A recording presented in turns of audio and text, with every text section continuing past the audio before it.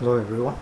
So today we are going to see this topic, refraction in spherical surfaces. So what is refraction in spherical surfaces?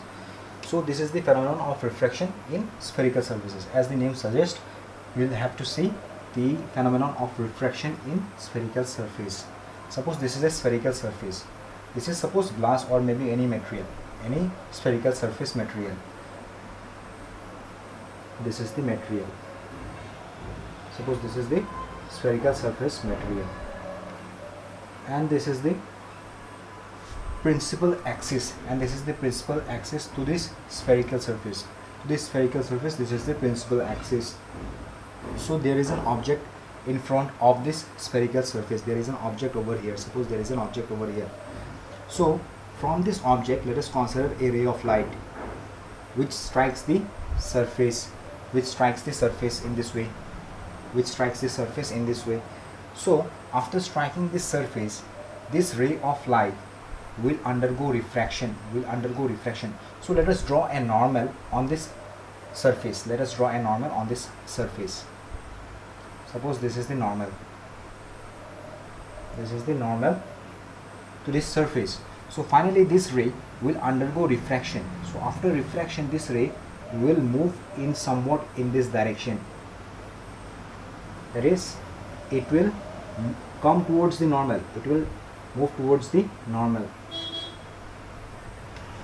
So suppose this is the normal. This dotted line is the normal, and this is the refracted ray, and this is the incident ray. So this refracted ray has undergone refraction. So after refraction, this ray has moved towards the normal.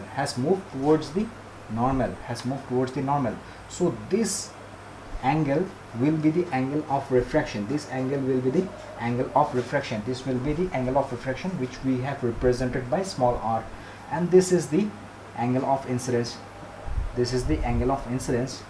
Which we have represented by small I. This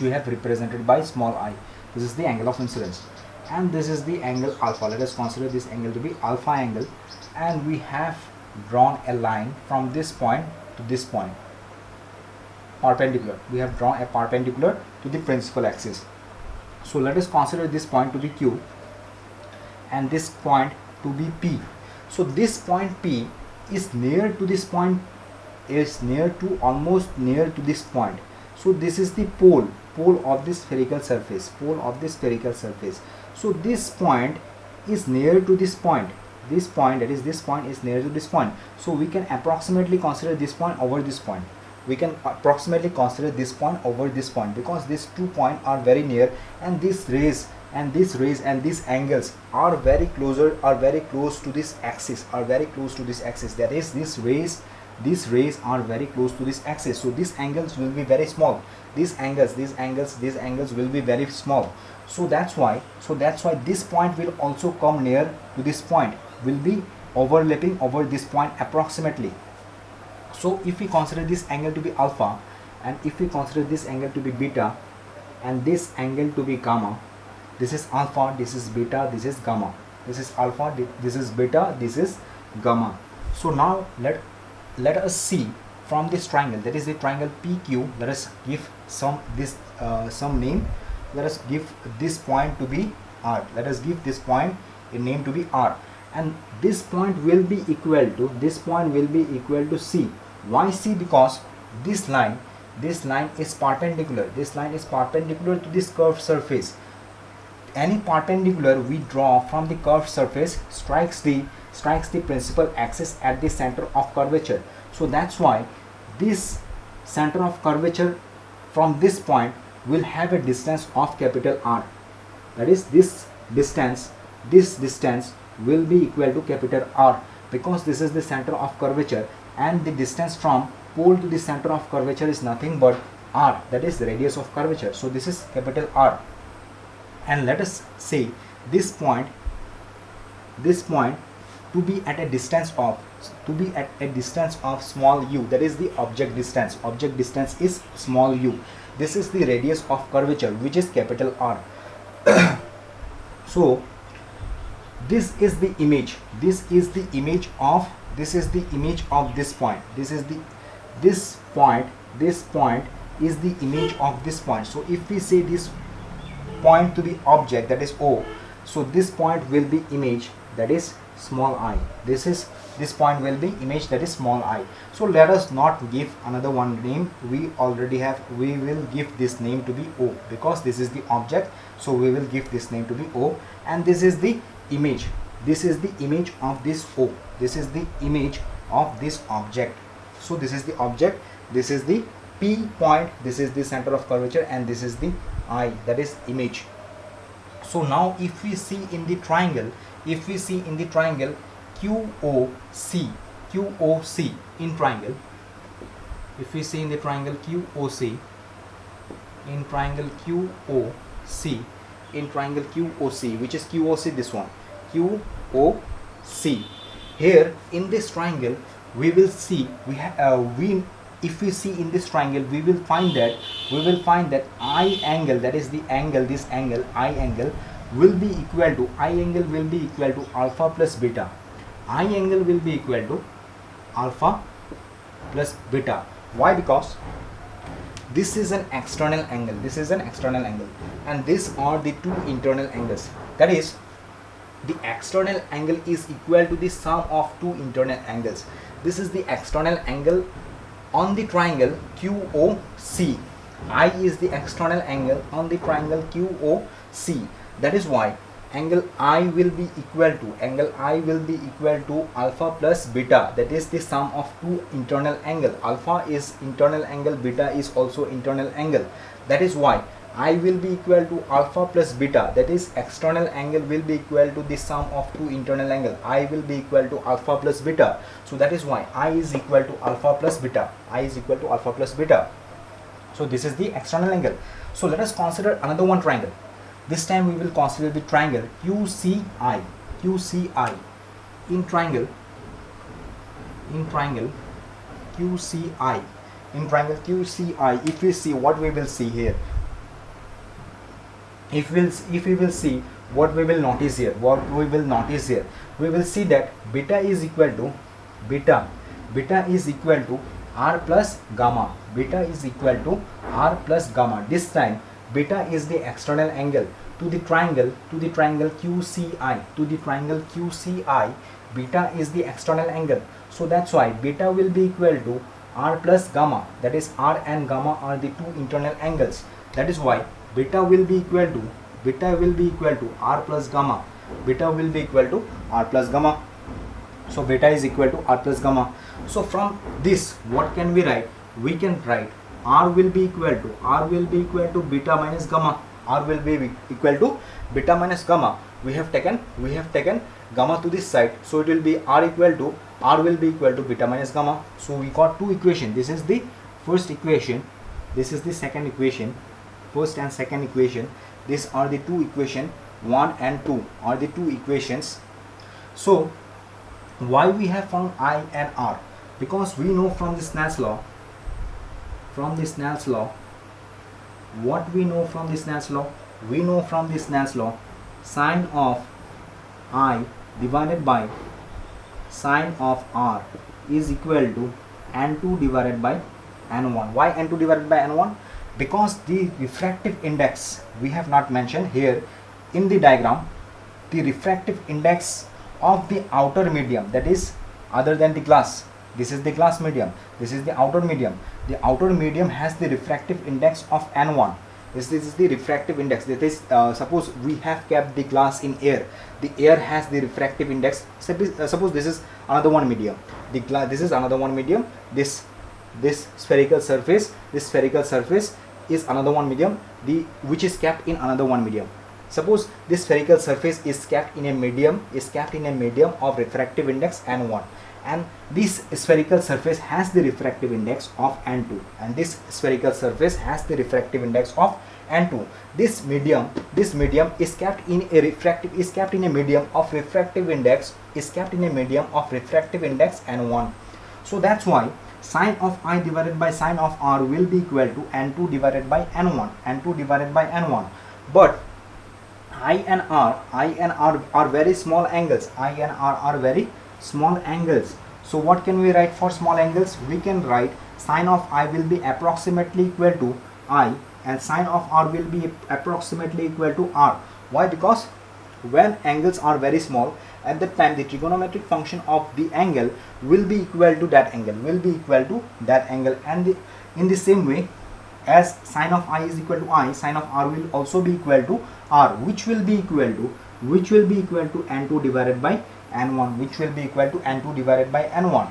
So if we cross multiply over here, we will get n1 into I will be equal to n1 into I will be equal to n2 into R. n1 into I will be equal to n1 into I. If we multiply this one with this one, if we cross multiply, that is n1 into I will be equal to n2 into R. So n1 into I is equal to n2 into R. So now if we put the value of I and R, what is the value of I? I is nothing but alpha plus beta, n1 alpha plus beta. So from where we got I is equal to alpha plus beta? We got this from the equation number 1. We have already got in equation number 1, that is I is equal to alpha plus beta. We have put the value of I from this equation, that is I is equal to alpha plus beta, in this equation. So n1 into alpha plus beta will be equal to n2. What is R this time? Again from here we have R, so we'll need to put the value for R. So where we will get the value for R? R is nothing but R is equal to beta minus gamma from the equation number 2. From equation number 2 we can get the value for R, which is equal to beta minus gamma. So we can put here the value for R to be beta minus gamma. The value for R can be given as to be beta minus gamma, and the value of I can be given as to be alpha plus beta, n1 into alpha plus beta equal to n2 into beta minus gamma. So now we don't know the value for alpha beta gamma. What is alpha beta gamma? We don't know the values. So let us find the values for alpha beta gamma. So if we see here in the triangle POQ, so I am writing over here, in triangle POQ, this is a right angle triangle. POQ is a right angle triangle. So here if we take tan of alpha, again alpha is a very small angle, tan of alpha will be equal to what? Tan of alpha will be equal to PQ divided by OP. Tan of alpha will be equal to PQ divided by OP. Now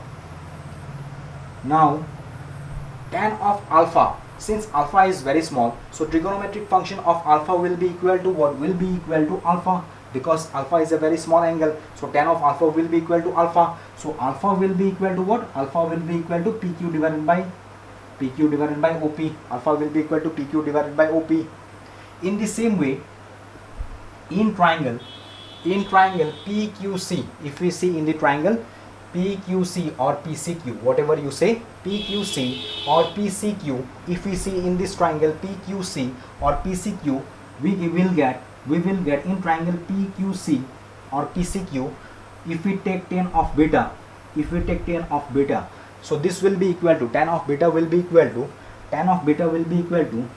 PQ divided by PC.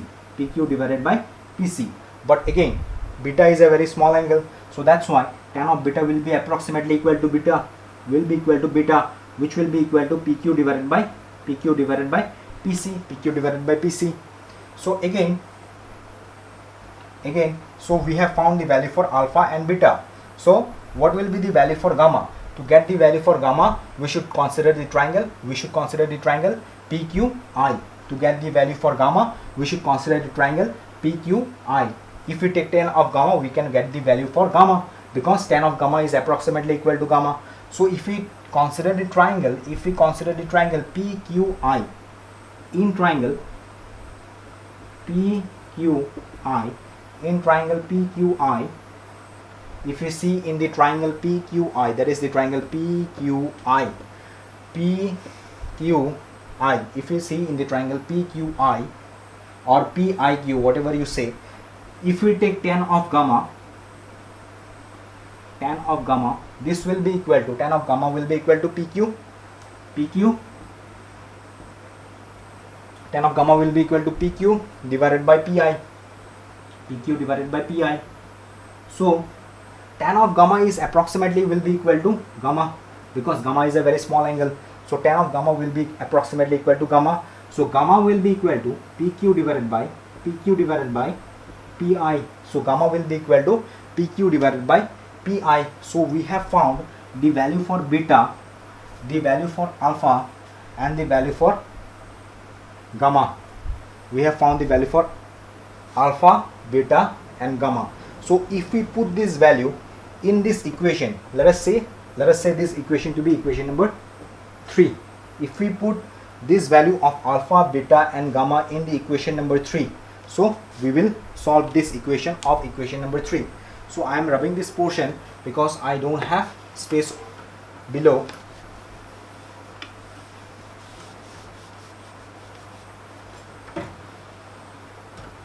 I'm rubbing this portion.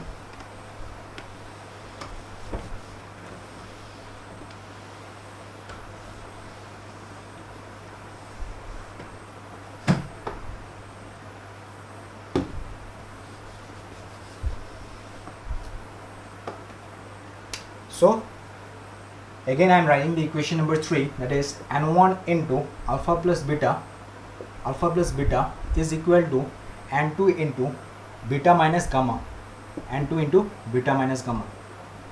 So n1 into alpha, what is alpha? Alpha is nothing but PQ divided by OP, PQ divided by OP, plus beta. What is beta? Beta is equal to PQ divided by PC, PQ divided by PC, PQ divided by PC is equal to N2 into beta. What is beta? Beta is equal to PQ divided by PC plus gamma. What is gamma? Gamma is found from this equation, that is gamma is equal to PQ divided by PI, PQ divided by PI, that is PQ divided by PI. So alpha is equal to PQ divided by OP, beta is equal to PQ divided by PC, again beta is equal to PQ divided by PC, plus gamma is equal to PQ divided by PI. So we have put the value of alpha, beta, and gamma. So from this we can see all the numerators, that is PQ, are common. So we can cancel that out. So that will be equal to N1 into PQ. If we take PQ to be common, so it will be N1 into PQ into 1 by OP plus 1 by PC. This will be equal to what? This will be equal to N2 into PQ. So from this also we have taken PQ to be common. This will be equal to 1 by PC plus 1 by PI. So this PQ can be cancelled out. So this PQ can be cancelled out. So this implies what? This implies N1 into 1 by OP. So if we multiply inside N1, so we will get N1 divided by OP plus N1 divided by PC is equal to N2 divided by PC is equal to N2 divided by PC plus N2 divided by PI. We have multiplied N1 inside. In the same way we have multiplied N2 inside. We got N1 divided by OP plus N1 divided by PC is equal to N2 divided by PC plus N2 divided by PI. So now I am rubbing this portion.